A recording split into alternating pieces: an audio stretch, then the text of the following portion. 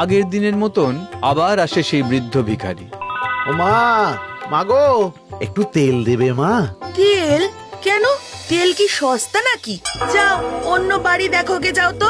গরিব ভিখারিকে একটু তেল দিলে, দুমুঠো ভাত দিলে তোমার মঙ্গল হবে মা। আরে এ তো মহা জ্বালা, কেবল ঘ্যান ঘ্যান করছে। এই নাও তেল। অবেলায় ভিখারিকে এমন করে তাড়াচ্ছ মা? তোমার ভাগ্য ভালো যে তোমাকে মেরে তাড়াচ্ছি না।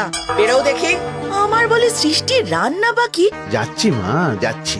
তবে যাদের জন্য রান্না করছো তারা আজ খেতে পাবে কি? মরণ, এত রান্না করছি তো খেতে পাবে না কেন শুনি? দেখো যদি পায়।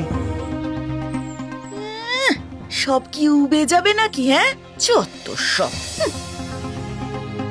সময় যায়, নানা কাজের মধ্যে ভিখারির কথা ভুলে যায় বড় বউ। খেতে দাও। হ্যাঁ বসো, আসন পেতে দিচ্ছি।